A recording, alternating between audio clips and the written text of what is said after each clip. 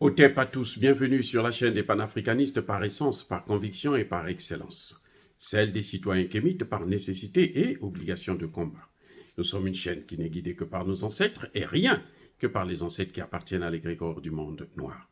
Par conséquent, nous ne croyons en aucun dieu venu de l'étranger. Toutefois, cette vidéo n'est aucunement destinée à inciter à la haine ou à la violence, car nous menons un combat qui est d'abord et avant tout spirituel, intellectuel et démocratique. Ensuite, il est politique, géopolitique et géostratégique. Contre l'impérialisme, le colonialisme, le néocolonialisme et l'endocolonat, qui sont tous qualifiés de crimes contre l'humanité. Nous menons ce combat sur la base du principe fondamental que nous avons hérité de nos ancêtres kémites, qui est celui de la Mahat, c'est-à-dire solidarité, vérité et justice. Vous êtes donc en droit de connaître la vérité et nous avons l'obligation de vous dire la vérité, rien que la vérité, afin que justice soit rendue au continent africain. Et ça, c'est notre modeste contribution dans cette noble lutte en faveur de la souveraineté, la dignité, la solidarité et l'unité africaine. C'est exactement ça que nous appelons le panafricanisme. Bien-aimés frères et sœurs, pourquoi l'Ukraine ne peut qu'échouer? Pourquoi l'Ukraine ne peut pas gagner cette guerre? Pourquoi l'Occident, l'OTAN, qui soutient l'Ukraine, à bout de bras, à coups de milliards de dollars et d'armement, pourquoi ils ne peuvent pas vaincre la Russie?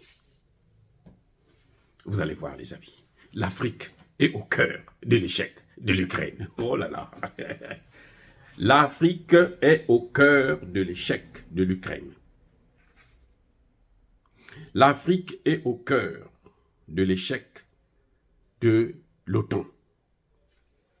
Je m'explique. À cause de l'Afrique, l'OTAN ne peut pas gagner cette guerre. À cause de l'Afrique, la Russie va vaincre l'Ukraine et l'OTAN. Je veux vous dire, bien-aimés frères et sœurs, c'est incroyable, c'est intéressant de comprendre ces choses. Les Américains, les Français, Anglais, Allemands et autres font la guerre contre la Russie. Pour les Américains, leur vrai adversaire, c'est la Chine. Ils veulent s'installer, ils sont déjà installés à Taïwan. Ils veulent occuper Taïwan. Ils veulent que Taïwan puisse affaiblir la Chine comme l'Ukraine a tenté de le faire et puis elle est en train de se faire massacrer, écraser. Mais pour attaquer la Chine, ils ont besoin de la Russie parce que s'ils attaquent la Chine dans l'état normal, la Russie risque d'être un allié fort pour la Chine et ça va être difficile pour Taïwan et l'OTAN. Maintenant, ils se disent que pendant qu'ils sont en train de faire la guerre contre la Russie, ils se disent que la Russie est en train de gagner du terrain en Afrique. La Russie est en train de devenir populaire en Afrique. La Russie est en train de monter en puissance en Afrique. La Russie, aujourd'hui, dans tous les pays africains, à toute occasion, on vous brandit des drapeaux russes. Ils se disent, mais non, mais il faut... Si on veut faire la guerre contre la Russie, il faut l'attaquer aussi sur le terrain africain.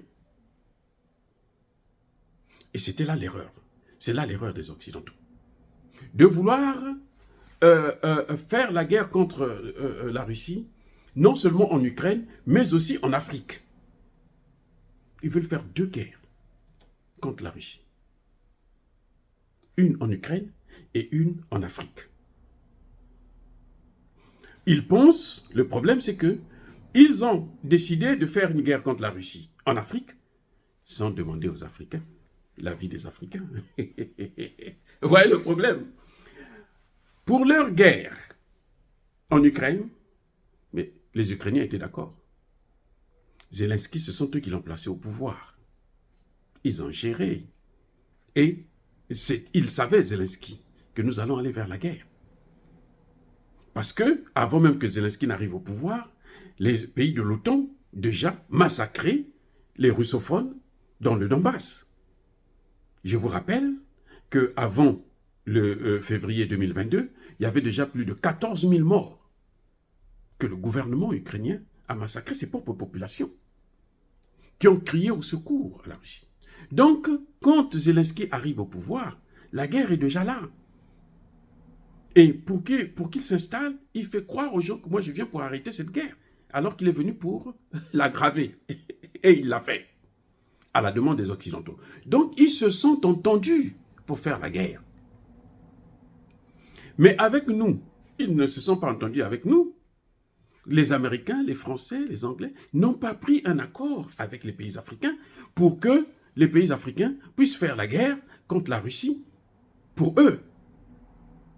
Et c'est là où le bas blesse. C'est là où il y a problème. C'est là où, maintenant, ils sont dans l'impasse. Parce que lorsqu'ils vont détruire la Libye, si les Africains n'ont pas dit quelque chose, par peur de représailles, mais les Africains n'étaient pas contents, tous, ou presque. Tous les Africains n'étaient pas contents. L'Afrique n'a jamais avalé cette pilule, que les Occidentaux quittent les États-Unis pour venir détruire la Libye. Au moment où la Libye est en train de vouloir créer une monnaie africaine commune, donc nous tous, nous sommes contents qu'on puisse sortir ensemble du joug de l'Occident. Ils viennent détruire ça. Les Africains n'étaient pas d'accord. C'est ce qui fait que, quand ils finissent avec la Libye, et ils décident maintenant d'envahir le Sahel, ils amènent leurs armées, mais ces armées, ils n'ont pas eu un accord avec l'Afrique. Au Mali, qu'est-ce que les Français ont fait? Ils ont fait un coup d'État contre ATT, et le putschiste qui avait pris le pouvoir, le colonel Sanogo, je crois, qu'est-ce qu'il va faire? Il va signer les accords pour faire venir l'armée française.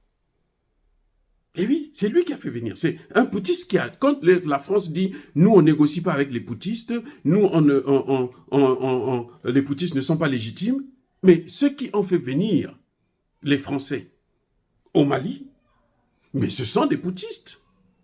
Ce n'est pas Ibeka. Ibeka est venu bien après. Il est venu, ce colonel-là, est venu, il a fait seulement ça. Et puis Ibeka est venu, il a organisé les élections, Ibeka est venu au pouvoir et Ibeka n'a pas pu gérer. Voilà le problème. Ils ont fait des choses sur notre dos. Nous, on leur faisait confiance, malgré tout ce qu'ils nous ont fait déjà par le passé. L'esclavage, la colonisation. Nos dirigeants, naïfs, et si naïfs, et trop naïfs d'ailleurs, vous le voyez, je vous ai déjà dit qu'ils ont créé un vaccin contre le paludisme qui n'est expérimental que en Afrique.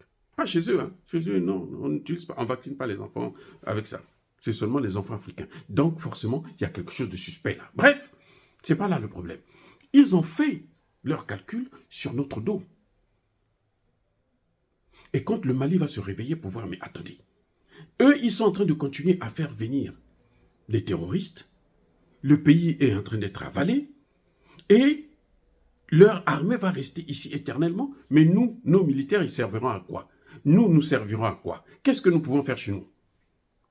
Quand à un moment donné, les militaires avec les moyens du bord décident d'aller à l'assaut à Kidal, des militaires, des terroristes, pour en finir avec eux, l'armée française s'interpose. L'armée française dit, elle pointe des armes sur les militaires maliens. Dit, si vous avancez, nous on vous tue. Et les militaires maliens, voyant qu'ils avaient la puissance de feu, ils ont compris tout de suite, non, on se replie. Mais on va revenir en force. Et parmi ces militaires qui avaient été stoppés, net, il y avait Assimi Goïta. Il y avait le colonel Camara. Il y avait donc les 5 colonels qui savaient ce qui se passait. Ils se sont dit, non, on ne peut pas continuer comme ça, c'est fini. Donc, ils ne s'étaient pas entendus. Si c'était entendu avec eux, ça allait se passer autrement, comme ils ont fait avec Sanogo. Toi, tu viens pour nous donner le contrat et puis après, tu t'en vas. Sanogo était d'accord. Sanogo, il s'est d'ailleurs fait baiser, puisque Sanogo avait autorisé seulement le renfort aérien et puis le renseignement. Mais ils sont venus avec 5000. Donc, Sanogo lui-même il s'est fait baiser, hein, mais alors, au pluriel. Bref, là, nous voyons bien qu'ils ont fait des calculs sans notre autorisation. Maintenant, quand les choses chauffent, la Russie se rend compte que, mais on est en train de m'attaquer là-bas aussi. Et oui, elle dit, pour les affaiblir, il faut que je renforce les Africains. Pour affaiblir l'OTAN, il faut renforcer l'Afrique. Et que fait la Russie? La Russie, donc, envoie des armes. La Russie envoie des instructeurs qui viennent pour former rapidement. Et ces soldats formés-là sont prêts à faire face à l'armée française. Quand le Niger dit « je ne veux plus vous voir, sortez », mais le Niger est prêt à mener la guerre contre la France. Les 3000 soldats, ils savent, il y a 3000 soldats, 3500 soldats français au Niger. Contrairement à ce que dit Macron, 1500. Non, c'est 3500. Ils le savent. Ils ont la liste. Ils ont des fichiers. Ils savent où ils sont. S'ils ne partent pas, ils leur feront la guerre. Et ils en ont les moyens maintenant. Vous voyez, pourquoi? Parce qu'il n'y a pas eu un terrain d'entente avant. Le deal n'était pas que eux, ils viennent faire la guerre contre la Russie chez nous. Non. Et la Russie qui a compris le jeu, elle a formé des gens. Et puis, de plus en plus, on voit que la Russie s'investit pour régler les problèmes de sécurité en Afrique. Et la Chine vient avec l'argent. Vous n'avez plus besoin de l'aide au développement. Vous avez entendu, Paul Biya est venu à Washington. Il dit à Joe Biden, on ne veut plus de l'aide au développement. Arrêtez avec ça. Ça n'a aucun sens, ce n'est plus adapté. Ça, c'est une façon diplomatique de dire que c'est ridicule. Stoppez ça, nous on ne veut pas. Vous êtes en train de nous baisser la gueule. C'est ce que Paul Biya a dit à Joe Biden. Après, ça a été repris par certains chefs d'État. Il y a encore, c'est vrai, hein, les Macky Sall, les Ramaphosa, les Sassou Nguesso et d'autres, qui croient toujours à l'aide. Ils pensent qu'ils vont se développer avec l'argent d'autrui. Mais bon, bref, ça c'est autre chose. Mais la Chine qui vient, qui dit non. Moi, je suis prêt à investir chez vous. Du coup, les Africains disent, mais on n'a plus besoin de votre aide.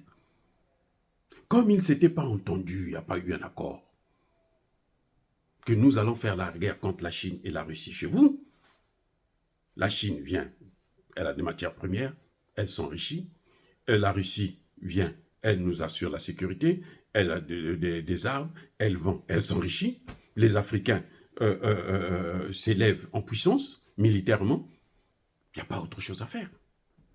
Il y a des pays comme le Congo démocratique, puisque Tshisekedi avait eu un accord avec eux. Vous voyez la différence? Tshisekedi est venu par rapport à un accord, ce qu'ils ont appelé le compromis à l'africaine. C'est Macron qui avait scellé ça. Comme c'est Macron qui a scellé. Donc il y a des conditions qu'on a données à Tshisekedi. Tu ne dois pas aller t'équiper en Russie, tu ne dois pas aller faire ceci, tu ne dois pas aller faire cela. Là, le dernier Falcon qu'il avait, il a mis de côté pour acheter un truc des Français ou des Américains ou des Turcs, je ne sais pas. Mais en tout cas, la pacotille, qui ne pourra pas faire l'affaire. Parce que ce sont des accords. Avec le Mali, dans le Sahel, il n'y avait pas cet accord-là. Vous ne pouvez pas mettre les gens toujours devant le fait accompli et puis vous pensez qu'ils vont toujours accepter. Non, ça dépend des personnes. Il y en a des gens qui ont leur dignité. Et ceux qui sont au Niger, au Burkina Faso ou au Mali, ce ne sont pas des gens qu'eux, ils contrôlent. Parce que lorsqu'ils ont fait le coup d'État, la France ne contrôlait pas. La France n'a rien vu venir. Tous les coups d'État qu'il y a eu dans le Sahel, la France n'a pas compris. Elle était perdue complètement. Donc du coup, des gens comme ça, c'est difficile de les manipuler. Ce n'est pas des gens qui viennent par compromis à l'africaine. Comme ils ont fait avec Bazoum. Bazoum est venu par compromis à l'africaine. C'est pour ça que vous voyez qu'il demande à ce qu'il puisse avoir la démocratie rapidement dans le Sahel. Or, ces pays-là maintenant ont compris que c'est la démocratie qui nous amène justement à avoir des gens comme des Bazoum. Donc nous, avant d'aller vers la démocratie, on doit régler le problème de sécurité. Complètement. S'il n'y a pas la sécurité, on n'organise pas les élections. Point final. Et c'est ce que je soutiens d'ailleurs. C'est là qu'on va mettre donc ces Occidentaux devant le fait accompli.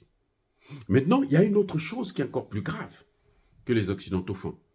Ils prennent des Ukrainiens qu'ils forment, au lieu de les envoyer sur le terrain en Ukraine, ils les envoient en Afrique pour aider les terroristes. Vous voyez le problème?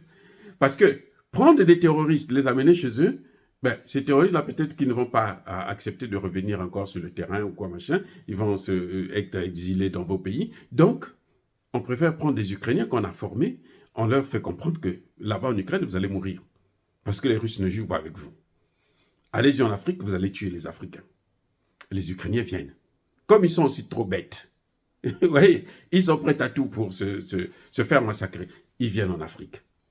Et ce sont eux-là qui sont là. Ils ont attaqué une base de Wagner au Soudan. Ce sont eux qui sont en train de chercher des moyens pour rentrer, aller soutenir Liad Agali, au nord du Mali. Ce sont des Ukrainiens. Des Ukrainiens qui ont été formés aux États-Unis, en France, en Grande-Bretagne, en Allemagne, ainsi de suite. Parce qu'ils sont en train d'amener cette guerre-là. Mais le problème, c'est que c'est trop tard. Et puis le sol, africain, les Ukrainiens ne le maîtrisent pas.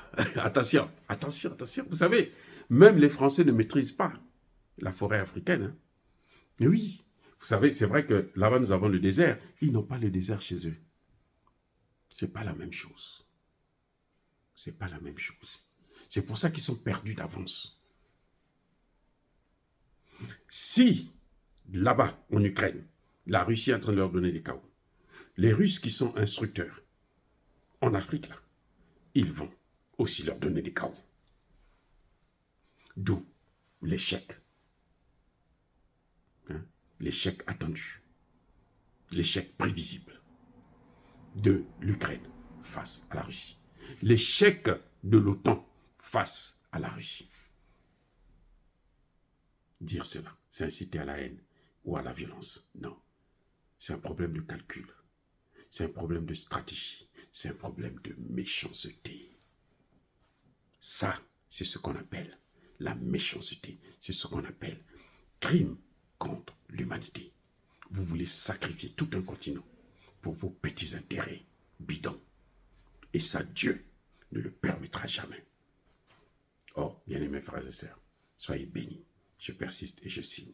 Soyez abondamment bénis par le Dieu des Kémites et par nos ancêtres angélisés, mais que tous ceux qui persécutent le continent africain le pillent et le déstabilisent, qu'ils soient noirs, blancs, chinois, arabes, indiens, qui qu'ils soient maudits, punis, foudroyés, neutralisés, écrasés, effacés par ce Dieu des Kémites et par nos ancêtres angélisés. Vive l'Afrique éternelle.